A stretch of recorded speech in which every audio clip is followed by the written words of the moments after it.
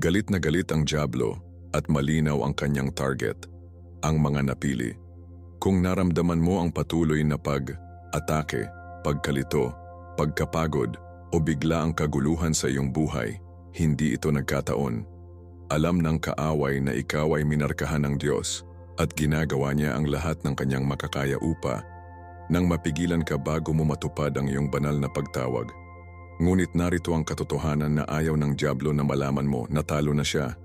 At sa video na ito malalaman mo ng eksakto kung paano lumaban, tumayo ng matatag at maglakad sa tagumpay ni Hesukristo. Nagbabalaan sa amin ng Biblia na si Satanas ay kumikilos tulad ng isang umuungal na leon, naghahanap ng isang tao na ubusin. 1 Pedro 10:8. Ngunit huwag kang magkamali. Hindi siya kasing lakas ng nais mong isipin mo. Ang tanging sandata niya ay panlilinlang at sa sandaling ilantad mo ang kanyang mga diskarte na wala ang lahat ng kontrol sa iyong buhay. Ngayon, matutuklasan mo kung paano umaatake ang kaaway, kung paano makilala ang kanyang mga taktika, at pinakamahalaga, kung paano talunin siya minsan at para sa lahat ng paggamit ng kapangyarihan ng salita, panalangin, pag-aayuno at ang buong sandata ng Diyos. Kung nahaharap ka sa espiritual na pakikidigma, kung ang lahat sa iyong buhay ay naramdaman tulad ng isang palaging labanan, kailangan mong panoorin ang video na ito hanggang sa huli. Ayaw ng dyablo na marinig mo ito. Ngunit sa oras na magtatapos kami, hindi ka na magiging biktima. Ikaw ay magiging isang mandirigma, kumpleto na upang sirain ang bawat pag-atake ng kaaway. Bago tayo magsimula, hilingin ko sa iyo. Naramdaman mo ba na parang sinalakay ka, tulad ng mga bagay na tuloy na nagkamali kahit na anong ginawa mo? Sabihin mo sa akin ang mga komento. Nais kong malaman kung gaano karaming mga mandirigma ng Diyos ang narito ngayon. At kung naniniwala ka na si Hesukristo ay nanalo ng tagumpay, i-type ang Amen sa mga komento ngayon. Ngayon maghanda dahil malapit na. Nating ilantad ang mga plano ng kaaway at ilabas ang kapangyarihan ng Diyos sa iyong buhay. Ang una at hindi mapaniniwalaan na diskarte ng kaaway laban sa mga napili ay ang pagtatanim ng mga buto ng pag-aalinlangan sa kanilang isip. Ang lahat ng ito ay nagsisimula ng subtly. Ang mga question na gumagapang tulad ng mga bulong sa hangin. Talagang pinili ka ba ng Diyos? Tunay bang nakikipag-usap sa iyo ang Diyos? Paano kung naiisip mo lang ang lahat? Ang mga kaisipang ito, kung naaaliw, lumalaki tulad ng mga damo, ing na pananampalataya at nagpapahina sa espiritual na pundasyon. Nagbabalaan ang Biblia tungkol sa taktika na ito sa Genesis 3:1, kung saan tuso na tinanong ni Satanas si Eva, "Sinabi ba talaga ng Diyos?" Ang parehong tanong na binibigkas niya sa isipan ng mga mananampalataya ngayon. Ang pagdududa ay isang kinakaing unti-unting puwersa. Nagsisimula ito sa isang katanungan, ngunit humahantong sa kawalan ng kapanatagan, takot, at sa huli, paghihiwalay mula sa Diyos. Ngunit narito ang katotohanan, ang Diyos ay hindi may akda ng pagkalito, kuwas mga taga-Korinto, Parm 3:33. Kung nahanap mo ang iyong sarili na nakulong sa kawalan ng katiyakan, kilalanin ito para sa kung ano ito. Isang espiritual na pag-atake na dinisenyo upang iling ang iyong pananampalataya. Ang mga napili ay partikular na mahina dahil nagdadala sila ng isang banal na pagtawag at alam ng kaaway na ang isang nalilito na pag-iisip ay humahantong sa isang paralisadong espiritu. Kapag inalog ang pananampalataya, ang mga panalangin ay nagiging mahina, nawawala ang espiritual na pag-unawa at ang takot ay pumalit sa pananalig. Isipin si Peter na naglalakad sa tubig. Ang kanyang pananampalataya ay nagpatuloy sa kanya hanggang sa pagdududa na siya ay lumubog. Mateo 4:30. Ang kaaway ay gumagana sa parehong paraan, nakakagambala sa iyo ng mga saloobin ng kakulangan at espiritual na pagtatanong. Sa sandaling nakatuon ka sa bagyo sa halip na si Jesus, nagsisimula kang lumubog. Ngunit agad na naabot ni Jesus at iniligtas si Pedro na nagpapatunay na kahit na sa mga sandali ng pag-aalinlangan, ang kamay ng Diyos ay nananatiling pinalawak. Hindi niya iniwan ang kanyang sarili, ngunit dapat nating sanayin ang ating sarili upang makilala ang tinig ng kaaway at patahimikin ito ng katotohanan. Ang labanan laban sa pag-aalinlangan ay hindi ipinaglalaban na may positibong pag-iisip lamang. Kinakailangan nito ang salita ng Diyos. Nang matukso si Jesus sa ilang, hindi siya nakikipag-usap sa isang debate kasama ang dyablo. Tumugon siya sa banal na kasulatan, Mateo 4:4. Iyon ang sandata. Kapag ang mga pag-aalinlangan ay bumulong sa iyong isip, sagutin ang mga ito ng salita ng Diyos. Napili ako. 1 Pedro 2:9. Ang Diyos ay may plano para sa akin. Jeremias 29:11. Walang makakapaghiwalay sa akin sa kanyang pag-ibig. Roma 38:39. Malakas ang pagsasalita ng mga katotohanan ito. Ang kaaway ay hindi maaaring tumayo laban sa sinasalita na salita ng Diyos. Ang pananampalataya ay sa pamamagitan ng pagdinig, Roma 10:17. Kaya huwag lamang isipin ang mga pangako ng Diyos, ipahayag ang mga ito. Kapag ang pag-aalinlangan ay lumitaw, lumaban ng may paniniwala tulad ng ginawa ni Jesus. Ang isa sa mga pinakamapanganib na bagay tungkol sa espiritual na pag-aalinlangan ay madalas itong ihiwalay ang mga tao. Ang kahihiyan ay gumagapang na ginagawang hindi karapat. Dapat ang mga mananampalataya na parang ang kanilang pagtatanong kahit papaano ay hindi kwalipikado ang mga ito mula sa pag-ibig ng Diyos. Ngunit ipinapakita sa atin ng Biblia na kahit na ang mga dakilang tao ng pananampalataya ay nakipag-aalinlangan, si John ang Baptist, ang napaka-forerunner ni Kristo, na tinanong kung si Jesus ay tunay na Mesyas, Mateo 11:3. Ang pag-aalinlangan ay hindi ka nagpapahina, ginagawang tao ka. Ngunit ang ginagawa mo sa pagdududa na iyon ay tumutukoy sa iyong espiritual na lakas. Sa halip na tumakbo palayo sa Diyos, tumakbo papunta sa Kanya. Sa halip na mag-atras mula sa simbahan, palibutan ang iyong sarili sa mga mananampalataya na magpapaalala sa iyo ng katotohanan. Ang pananampalataya ay hindi ang kawalan ng pag-aalinlangan, pinipiling magtiwala sa Diyos sa kabila nito. Alam ng kaaway na ang pagkalito ay isang malakas na sandata, ngunit gayon din ang kalinawan. Kung mas malalubog mo ang iyong sarili sa salita ng Diyos, mas mahirap ito para sa demonyo na linlangin ka. Basahin ang mga banal na kasulatan araw-araw. Pagninilay sa kanyang mga pangako. Isulat ang mga ito at ilagay ang mga ito kung saan mo ito makikita. Sa tuwing sumusubok ang pag-aalinlangan na mag-ugat, kontra ito sa katotohanan. Nais ni Satanas na tanungin mo ang iyong tungkulin, ngunit nakumpirma na ng Diyos ito. Napili ka at walang pag-atake ng kaaway na maaaring magbago iyon. Ngunit ito lamang ang simula. Ang labanan ay hindi titigil sa pagdududa. Susunod, dapat nating harapin ang pagtatangka ng kaaway na masira ang mga napili sa pamamagitan ng matinding pagkapagod at pag-ubos ng emosyonal. Ang isa sa mga pinaka-epektibong diskarte ng kaaway laban sa mga napili ay pagkapagod, kapwa pisikal at emosyonal. Alam niya na ang isang pagod na mananampalataya ay isang mahina na mananampalataya. Kapag ang pagkapagod ay nagtatakda, ang panalangin ay nagiging mekanikal, ang pagsamba ay napipilit, at ang pananampalataya ay humina sa ilalim ng bigat ng pang-araw-araw na pakikibaka. Ang kaaway ay nag-orkestra ng mga sitwasyon na nag-aalis ng enerhiya. Walang katapusang mga salungatan, panggigipit sa pananalapi, pakikibaka ng pamilya, hindi inaasahang mga pag-aalsa. Lahat ay idinisenyo upang masira ka hanggang sa kulang ka ng lakas upang labanan. Nagbabalaan ang Biblia tungkol dito sa Daniel 7:20, kung saan inilarawan nito kung paano hinahangad ng kaaway na isawsaw ang mga banal ng kataas-taasan. Ito ay isang espiritual na pag-atake, at kung sa tingin mo ay patuloy na pinatuyo, hindi nakatuon sa Diyos, alamin na hindi lamang ito isang likas na pangyayari.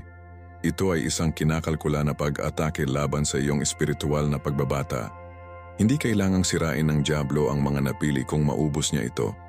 Pinapanatili lamang niya ang mga ito ng labis na nasasaktan na wala na silang lakas upang manalangin, basahin ang Biblia, o tumayo ng matatag sa pananampalataya. Isipin si Elias, isang makapangyarihang propeta na tumawag ng apoy mula sa langit. Ngunit pagkatapos ng isang espiritual na labanan, siya ay gumuho sa pagkapagod at humiling sa Diyos na kunin ang kanyang buhay. Bernhard Nenimorofar. Ano ang sinasabi nito sa amin? Kahit na ang pinakamalakas na mananampalataya ay maaaring mapapagod kapag hindi sila magpahinga ng maayos. Ngunit narito ang susi, Kapag si Elias ay nasa pinakamababa, hindi siya sinaway ng Diyos. Sa halip, nagbigay siya ng pagkain, pahinga at pagpapanumbalik. 1 Hari na maintains 27. Ito ay isang mahalagang aralin. Ang mga espiritual na mandirigma ay nangangailangan ng pahinga. Ang pag-aalaga sa iyong katawan at emosyon ay hindi kahinaan, ito ay karunungan. Maging si Jesus ay umatras upang magpahinga. Marcos 6:31. Ang pag-aatake na ito ay partikular na mapanganib dahil ang pagkapagod ay madalas na humahantong sa panghinaan ng loob. Ang isang pagod na kaluluwa ay nagsisimulang magtanong sa lahat, bakit napakahirap ng buhay ko? Bakit malayo ang pakiramdam ng Diyos? Bakit parang walang nagbabago? Nais ng kaaway na maniwala ka na ang lahat ng iyong mga panalangin ay walang kabuluhan, na ang iyong mga pakikibaka ay walang kahulugan at nag-iisa ka sa iyong labanan. Ngunit ang mga ito ay kasinungalingan. Ang Galatia 6:9 ay nagpapaalala sa atin, huwag nating pagod sa paggawa ng mabuti. Para sa takdang panahon ay mag-aani tayo kung hindi tayo susuko. Malinaw ang pangako, ang pagiging pangunahing kaalaman ay humahantong sa tagumpay. Ang pambihirang tagumpay ay hindi darating sa mga sumusuko, ngunit sa mga nagtitiis kahit na imposible ito. Kaya paano ka makikipaglaban? Una, kilalanin na ang pagkapagod ay isang taktika ng kaaway. Pangalawa, unahin ang espiritual na pag-renew, araw-araw na oras sa Diyos, kahit na isang sandali lamang na huminga at manalangin. Ipinapahayag ng awit 23:3, ibinalik niya ang aking kaluluwa. Ang pagpapanumbalik ay dumating sa kanyang presensya. Pagsamba, kahit na hindi mo ito gusto. Manalangin, kahit na ang mga salita ay hindi madaling dumating. Basahin ang salita, kahit na sa tingin mo ay manhid. Ang mga pagkilos na ito ay buhayin ang iyong espiritu. Pangatlo, alalahanin ang iyong pisikal na kalusugan. Kakulangan ng pagtulog, mahinang nutrisyon, at patuloy na pagkapagod ay nagpapahina sa iyong pagiging matatag. Maging si Jesus sa kanyang sangkatauhan ay nangangailangan ng oras upang mag-alis at mag-recharge. Ang iyong katawan ay ang templo ng banal na espiritu. 1 mga taga-Korinto 6:19. Ang pag-aalaga nito ay bahagi ng digmaang espiritual. Ang pagkapagod na sa palagay mo ay hindi permanente. Ito ay isang pansamantalang labanan at ang Diyos ay nagbigay ng lakas para malampasan mo. Ipinangako ni Isaiah 40:31. Ang mga naghihintay sa Panginoon ay magbabago ng kanilang lakas. Dapat silang mag-mount ng mga pakpak tulad ng eagles. Ang susi ay naghihintay sa Diyos. Nagtitiwala na siya ang iyong mapagkukunan ng lakas. Nais ka ng kaaway na pagod ka na hindi ka maaaring lumaban, ngunit ngayon alam mo na ang kanyang diskarte. Hindi ka walang kapangyarihan, tumayo ng matatag, humingi ng pag-renew kay Kristo at tumanggi na hayaan ang pagkapagod na nakawin ang iyong kapalaran. Ngunit ang kaaway ay hindi tumitigil dito. Kapag hindi ka niya masisira sa pagkapagod, pinatindi niya ang pag-atake na lumilikha ng bigla ang kaguluhan sa iyong personal na buhay. Isang sandali, ang lahat ay tila nahuhulog sa lugar. Pagkatapos ay biglang, ang mga problema ay sumabog mula sa wala kahit saan. Ang mga salungatan sa pamilya ay tumindi.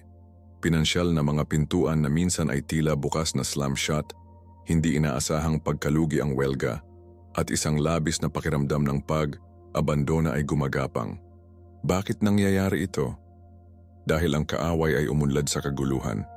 Alam niya na kapag ang chaos ay pumapasok sa buhay, takot at panghinaan ng loob ang isang mananampalataya. Nais niya na ang mga napili ay makaramdam ng nawala, nalilito at inabandona ng Diyos. Ngunit narito ang katotohanan, ang Diyos ay hindi kailanman iniwan ang kanyang mga anak. Deuteronomio 31:8. Ang maaaring parang banal na katahimikan ay madalas na isang pagsubok ng pananampalataya, isang pagkakataon na magtiwala kahit na walang kahulugan. Tumingin kay Job, isang tao na walang tigil na pananampalataya. Sa isang araw na wala ang kanyang kayamanan, ang kanyang mga anak at ang kanyang kalusugan. Ang pag-atake ay napakatindi kaya kahit na ang kanyang sariling asawa ay nagsabi sa kanya na sumpain ang Diyos at mamatay, Job 2:9. Ngunit sa kabila ng kanyang pagdurusa, hindi sumuko si Job. Tumanggi siyang hayaan ang kanyang mga kalagayan na tukuyin ang kanyang pananampalataya. At dahil sa kanyang pagbabata, na ibalik ng Diyos ang lahat ng nawala sa Kanya, dalawa tulad ng dati, Job 42:10. Ito ay isang paalala na ang kaguluhan sa iyong buhay ay hindi ang katapusan ng iyong kwento. Ano ang ibig sabihin ng kaaway para sa pagkawasak, magagamit ng Diyos para sa pagpapanumbalik? Ngunit upang makita ang tagumpay na iyon, dapat mong hawakan at tiwala na ang plano ng Diyos ay mas malaki kaysa sa bagyo na iyong kinakaharap. Ang isa sa mga pinakamalaking kasinungalingan ng mga bulong ng kaaway sa mga oras ng krisis ay, iniwan ka ng Diyos. Kapag dumating ang mga pagsubok, madaling pakiramdam na ang Diyos ay malayo o tahimik. Maging si Jesus sa krus ay sumigaw, Diyos ko, bakit mo ako pinabayaan? Mateo 27:46. Ngunit talagang wala ba ang Diyos? Hindi. Sa sandaling iyon si Jesus ay nagdadala ng bigat ng kasalanan sa mundo. Gayunpaman ang kanyang pagdurusa ay humantong sa pinakadakilang tagumpay, ang aming kaligtasan.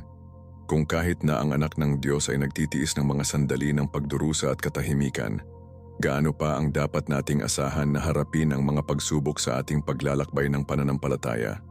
Ngunit narito ang mabuting balita. Ang katahimikan ng Diyos ay hindi kailanman ang kawalan ng Diyos kahit na hindi mo siya naramdaman, nagtatrabaho siya sa likod ng mga eksena. Kaya paano mo malalampasan ang kaguluhan? Una, tumayo sa pananampalataya. Hindi mahalaga kung gaano ang mga masasamang bagay, huwag hayaan ang bagyo na magdikta sa iyong paniniwala sa kabutihan ng Diyos. Sinabi ni Isaiah 41:10, huwag matakot sapagkat kasama kita, huwag kang mabalisa sapagkat ako ang iyong Diyos. Pangalawa, panatilihin ang pagdarasal kahit na hindi ka nakakakita ng mga agarang resulta. Nais ng kaaway na itigil mo ang pagdarasal dahil alam niya na ang panalangin ay isang sandata na sumisira sa kanyang mga plano. Pangatlo, palibutan ang iyong sarili sa mga taong may pananampalataya. Ang tamang espiritual na suporta ay maaring magpapaalala sa iyo ng katotohanan kapag ang iyong emosyon ay naulap ng mga pangyayari. Ang bagyo na ito ay hindi tatagal magpakailanman. Ang gabi ay maaaring madilim, ngunit ang kagalakan ay dumating sa umaga. Awit 35. Nais ng kaaway na kumbinsihin ka na ang iyong sitwasyon ay walang pag-asa, ngunit ang pag-asa kay Kristo ay hindi kailanman nabigo. At kung ang mga napiling naramdaman ay mas mahina, ang kaaway ay naglulunsad ng isa pang pag-atake. Ibukod niya sila na pinapagaan nila ang pag-iisa. Ang paghihiwalay ay isa sa mga mapanganib na armas ng kaaway. Alam niya na kapag ang isang mananampalataya ay nag-iisa, malayo sa mga makadiyos na impluensya, lumalakas ang mga pagdududa, ang pananampalataya ay humina, at ang takot ay tumatagal. Ang dyablo ay gumagana sa parehong paraan ng isang mangangaso ng mandaragit. Hindi ito umaatake sa isang kawan. Sinusunod nito ang nakahiwalay.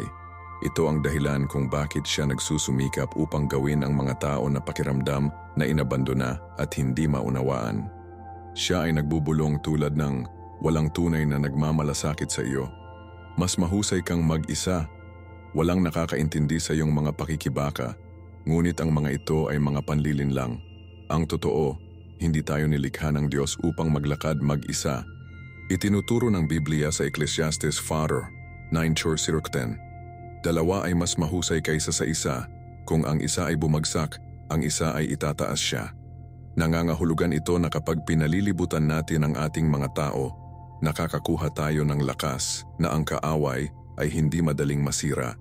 At tumakas siya sa ilang pakiramdam na nag-iisa isiniwalat sa kanya na doon ay 7,000 iba pa na hindi yumuko sa mga maling Diyos. Panginoon Hari 19:18. Ang mga napiling mga ito ay ganap na nakahiwalay kapag sa katotohanan, ang Diyos ay laging malapit at ang kanyang mga tao ay hindi kailanman malayo. Nagiging bihirang, ang pagbabasa ng Biblia ay walang laman at dahan-dahan, ang pananampalataya ay kumukupas. Ang talatang ito ay isang malinaw na pagtuturo, manatiling konektado sa katawan ni Kristo. Kapag tinutukso ka ng kaaway na umatras, lumaban, tumawag sa isang kaibigan, pumunta sa simbahan, sumali sa isang pag-aaral sa Biblia, huwag payagan ang paghihiwalay na mag-ugat. Ang isang karbon na nananatili sa apoy ay mananatiling mainit, ngunit kung tinanggal at naiwan, mabilis itong nagiging malamig. Ngunit paano kung ang isang tao ay tunay na nag-iisa, na walang sinuman. Alalahanin ito, naiintindihan ni Hesukristo ang paghihiwalay. Siya ay ipinagkanulo, inabandona at naiwan upang magdusa mag-isa. Gayunpaman kahit na sa kanyang pinakamadilim na sandali, sumigaw siya sa Diyos.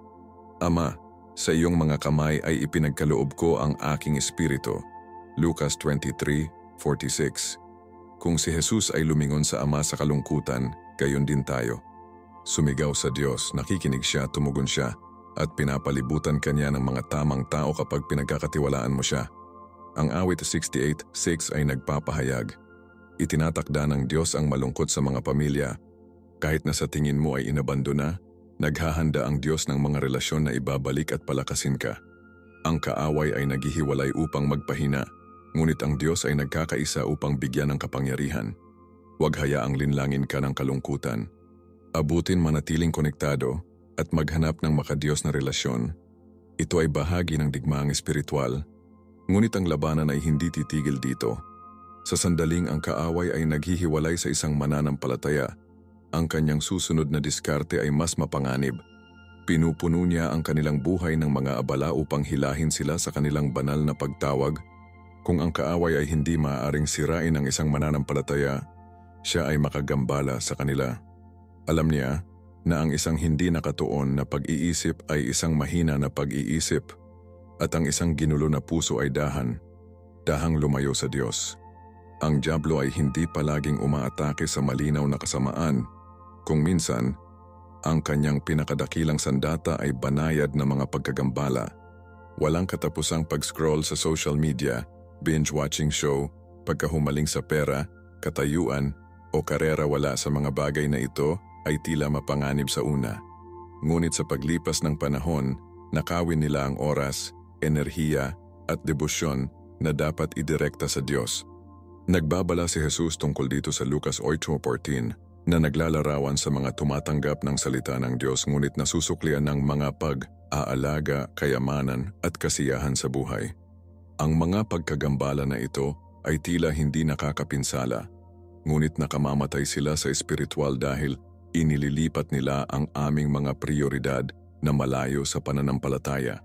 Ang isa sa mga mapanganib na pagkagambala ay nagmula sa hindi malusog na relasyon. Ang kaaway ay madalas na gumagamit ng mga maling tao upang hilahin ang mga naniniwala sa kanilang espiritual na landas. Warn mga taga-Korinto 15:33. Nagbabalaan, ang masamang kumpanya ay sumisira sa mabuting pagkatao. Kung ang impluensya ng isang tao ay patuloy na humahantong sa pagdarasal, kabanalan at pagsunod sa Diyos, ang relasyon na iyon ay isang kaguluhan. Inilalagay ng demonyo ang ilang mga tao sa buhay ng isang mananampalataya na hindi pagpalain sila, ngunit mapahina sila. Ito ang dahilan kung bakit mahalaga ang pag-unawa.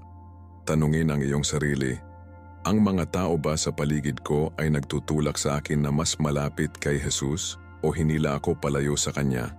Kung ito ang huli, oras na upang suriin muli ang mga koneksyon. Ang isa pang malakas na kaguluhan ay ang pag-aalala.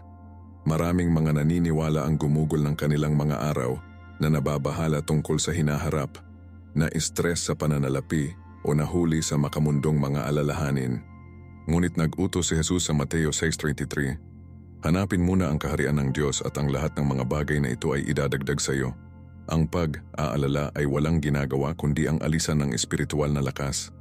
Sa halip na maubos ng takot, ang mga mananampalataya ay dapat magtiwala sa pagkakaloob ng Diyos at ibalik ang kanilang pagtuon sa kung ano ang tunay na mahalaga, ang Kanyang presensya, Kanyang mga pangako at ang Kanyang layunin. Ngunit paano tayo lalaban sa mga pagkagambala? Una, maging sinasadya tungkol sa oras sa Diyos. Tulad ng pag-schedule namin ng mga pagpupulong, pag-eehersisyo at mga gawain, dapat nating unahin ang oras sa panalangin, pagsamba, at pag-aaral ng Biblia. Sinasabi ng awit 1-2, mapalad ang isa na natutuwa sa batas ng Panginoon at nagmumuni sa araw at gabi. Pangalawa, alisin kung ano ang humihila sa iyo sa Diyos.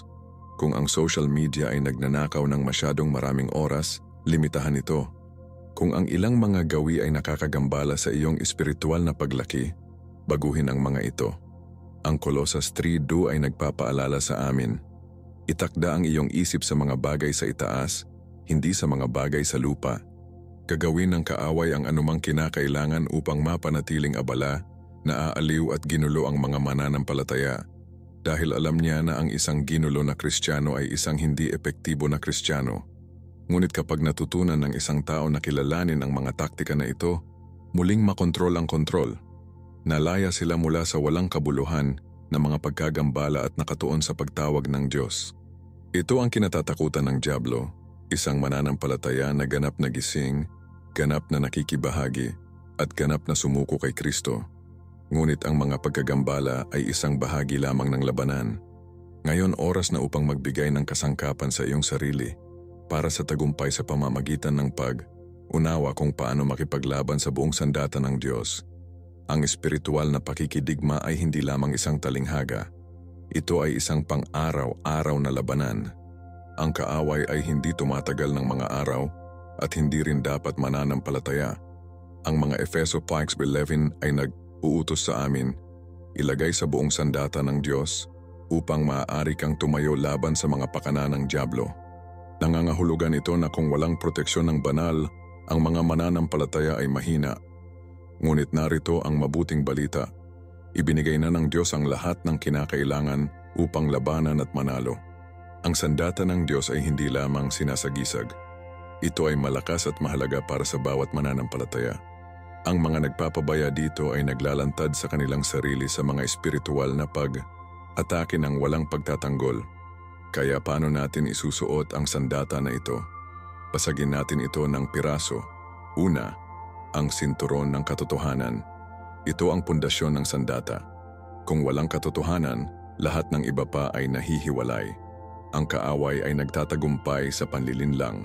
Tinawag siyang ama ng mga kasinungalingan. Juan 8:44.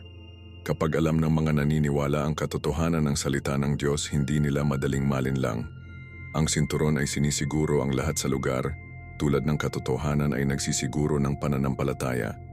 Ang bawat pagpapasya, paniniwala, at pagkilos ay dapat na nakaugat sa katotohanan sa Biblia.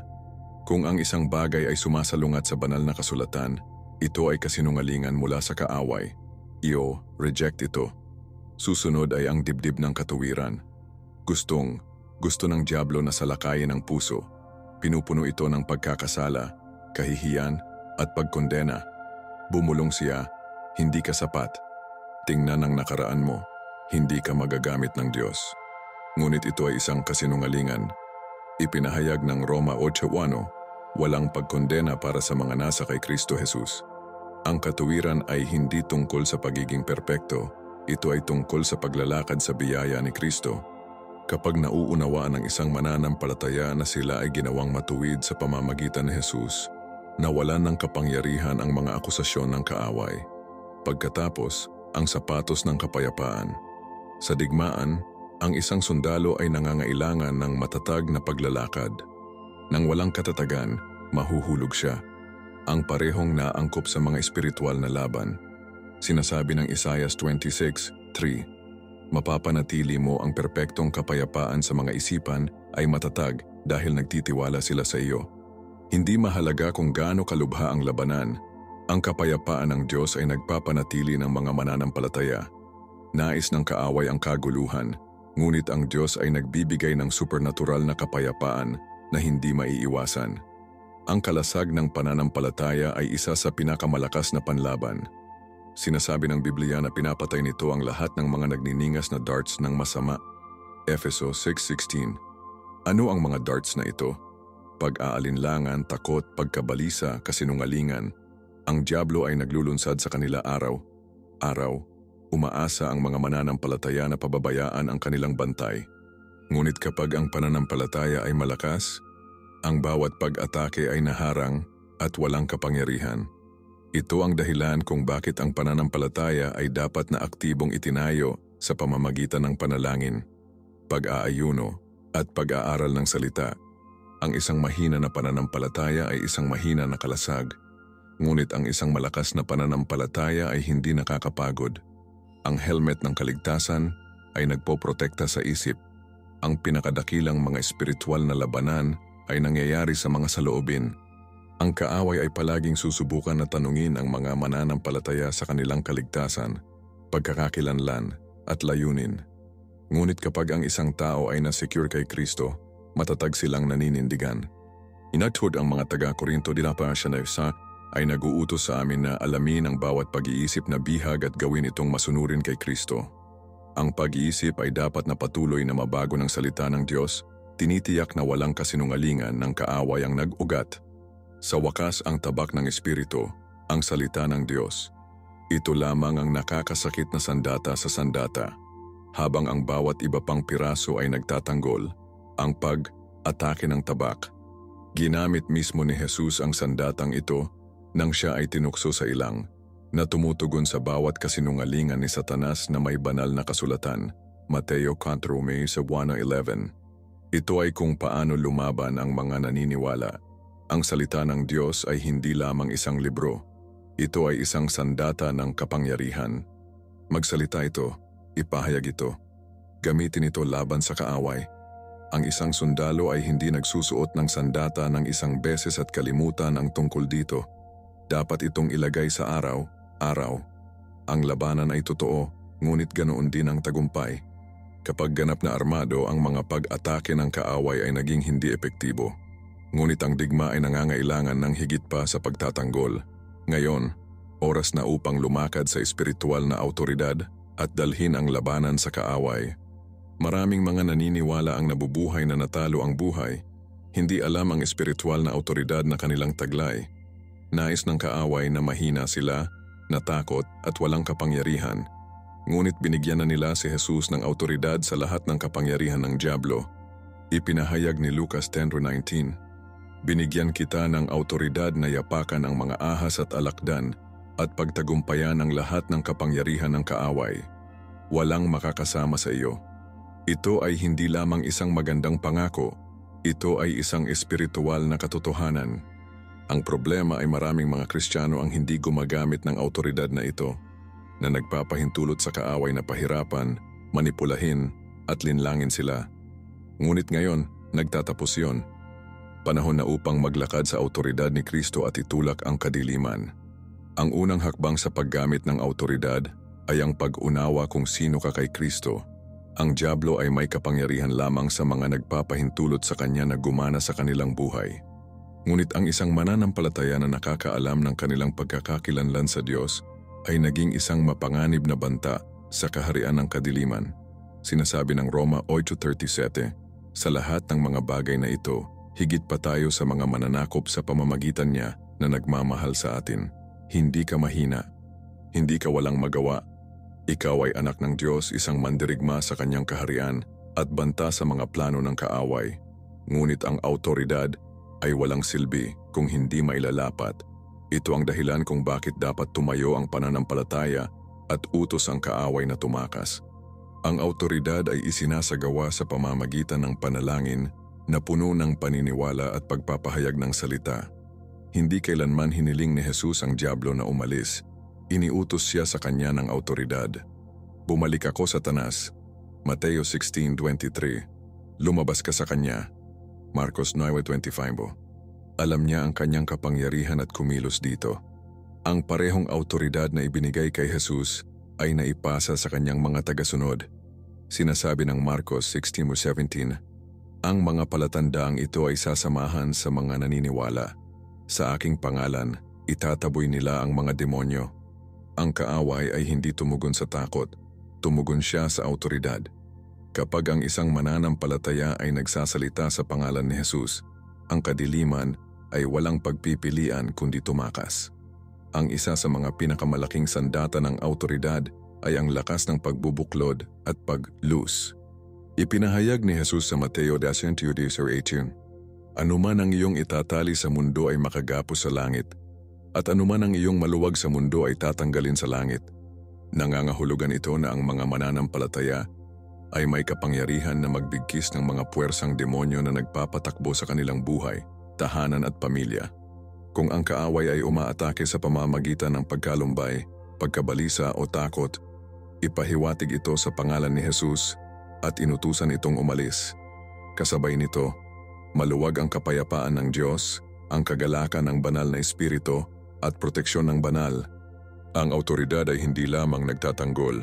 Ito ay isang aktibong puwersa na nagbabago sa mga atmospheres at sinisira ang mga gawa ng kadiliman. Gayunpaman, ang awtoridad ay dapat na suportahan ng isang buhay ng pagsunod at pananampalataya. Sinubukan ng mga anak ng Skeva sa mga gawa 19:13-16 na palayasin ang mga demonyo ng walang tunay na pakikipag-ugnayan kay Kristo at ang mga demonyo ay labis na pinalakas sila. Bakit? Sapagkat ang awtoridad ay nagmula sa pakikipag-ugnay sa Diyos. Ang isang mananampalataya na naglalakad sa kabanalan, panalangin at pagsunod ay hindi mapigilan. Ang kaaway ay maaaring atake, ngunit hindi siya maaaring manalo. Binibigyan ng Santiago 4:10 ang susi.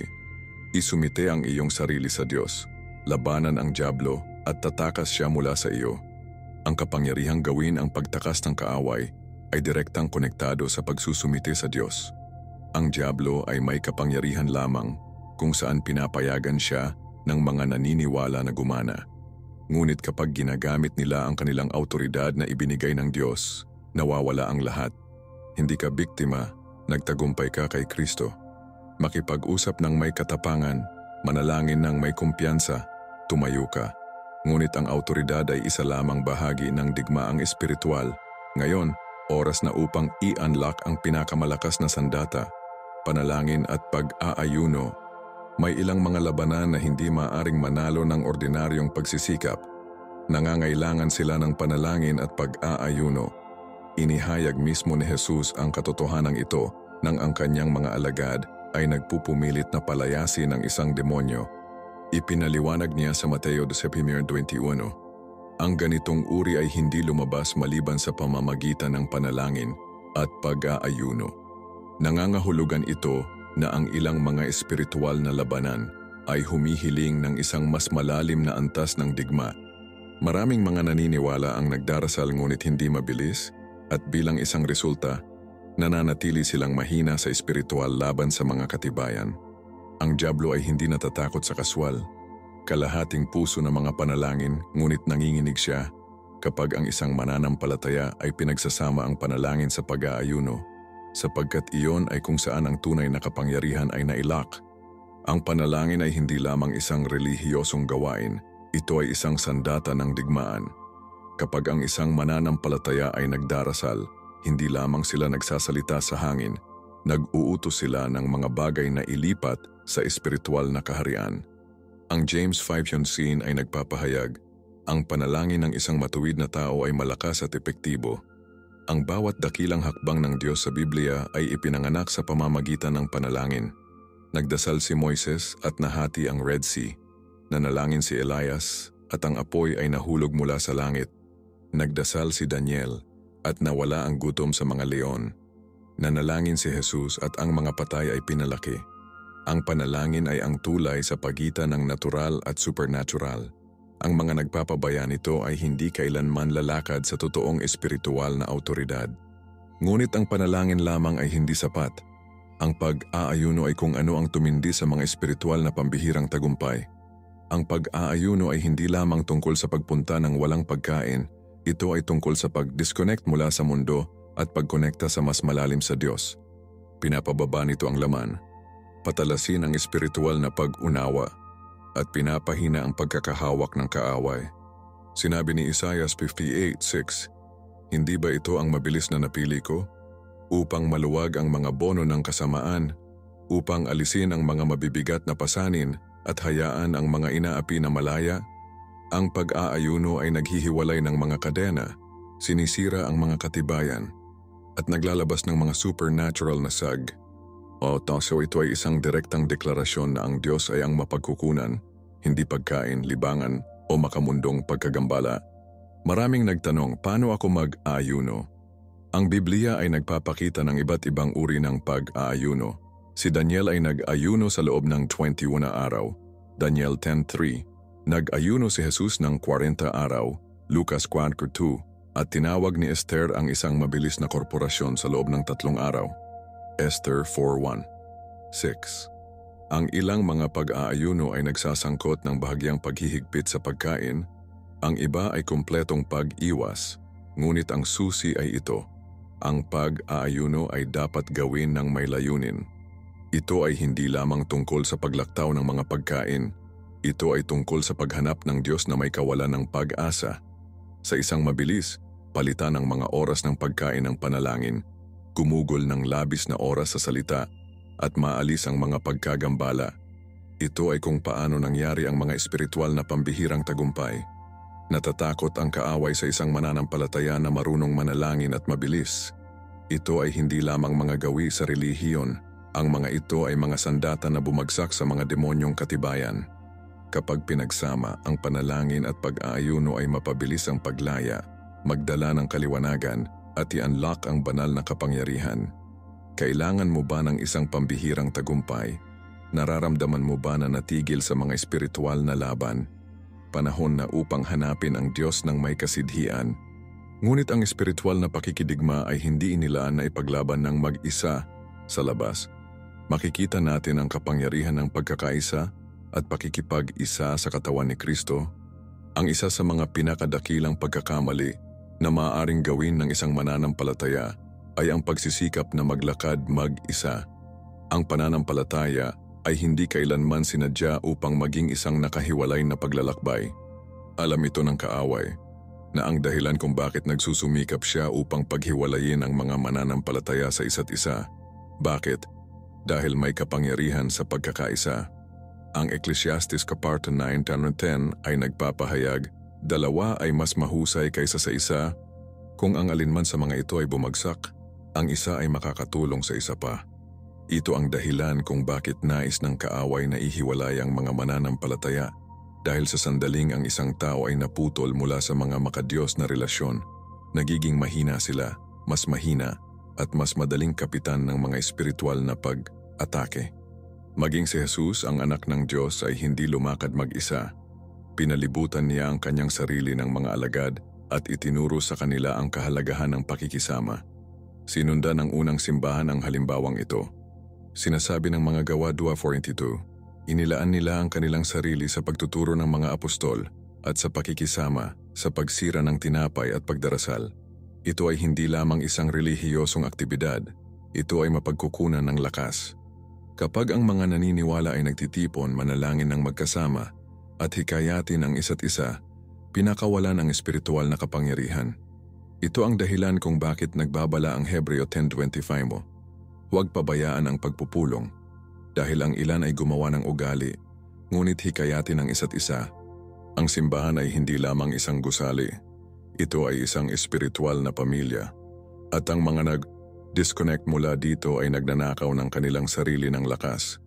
Ang isa sa mga pinakamalakas na aspeto ng pakikipag-isa ay ang panalangin ng korporasyon. Kapag ang mga naniniwala ay nagkakaisa sa panalangin, nanginginig ang kaaway. Sinabi ng Mateo 5:19-20, kung ang dalawa sa iyo ay sumasang-ayon sa mundo tungkol sa anumang hinihiling nila, gagawin ito para sa kanila ng aking Ama sa langit.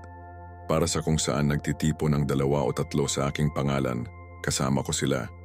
Alam ng dyablo ang katotohanan na ito, na ang dahilan kung bakit nais niyang panatilihing nahahati ang mga mananampalataya. Gumagamit siya ng pagkakasala, hindi pagkakaunawaan, at pagmamalaki upang masira ang mga relasyon. Alam na ang isang nahahati na simbahan ay isang walang lakas na simbahan. Ang pagkakaisa kay Kristo ay nagdurog sa mga plano ng kaaway. Ang isa pang mahalagang aspeto ng pakikipag-isa ay ang pananagutan. Kapag ang mga mananampalataya ay magkasama, tumutulong sila na panatilihing malakas ang bawat isa sa espiritual. Sinasabi ng Kawikaan 20:17, habang ang bakal ay nagpapasaya sa bakal, kaya ang isang tao ay nagpapatalas ng isa pa.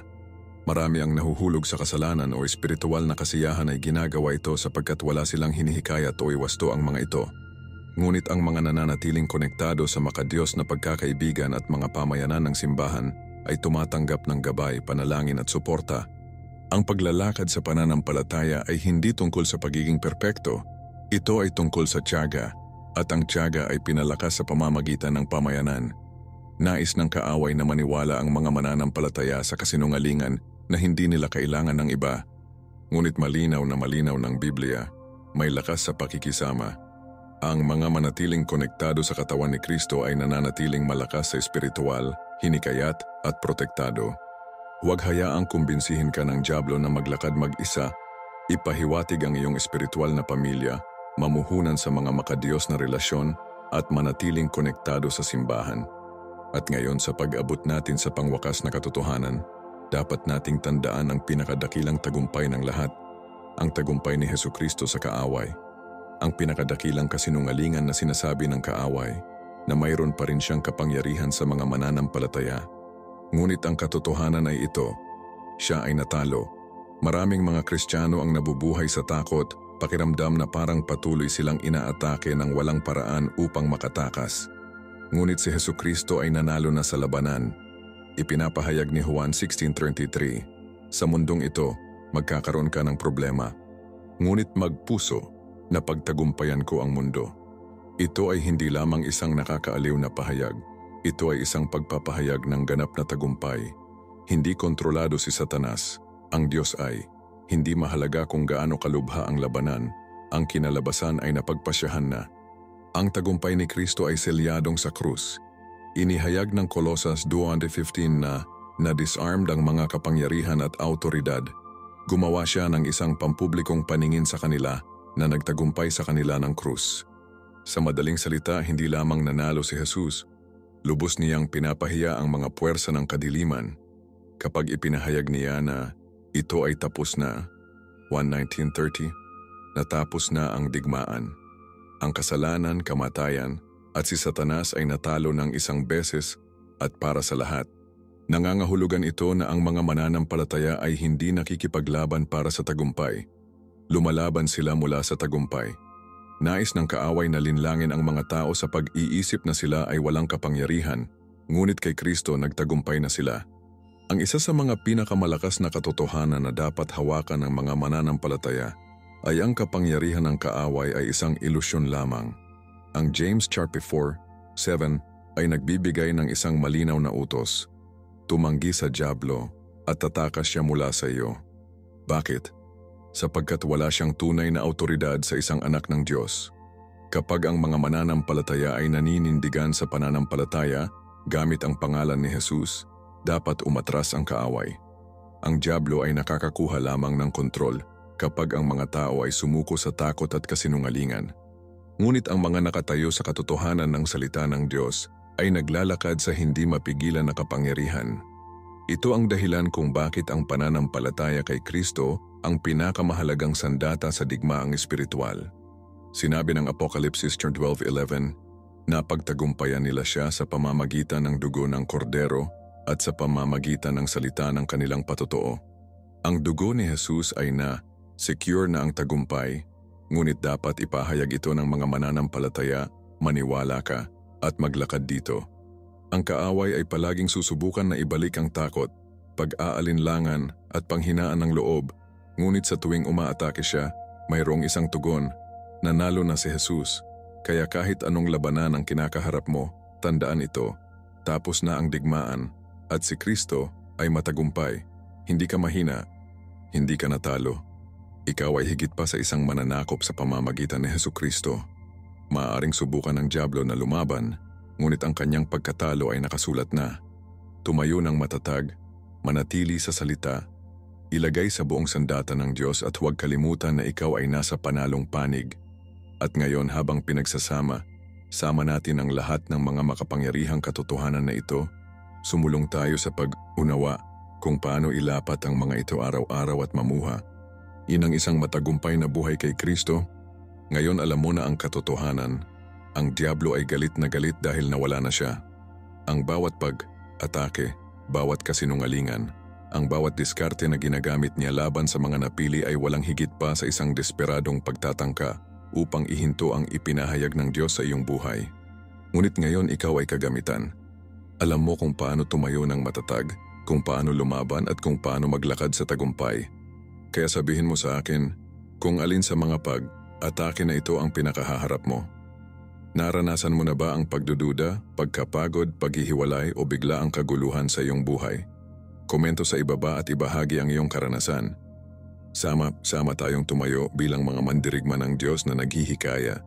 bumati at manalangin para sa isa't isa.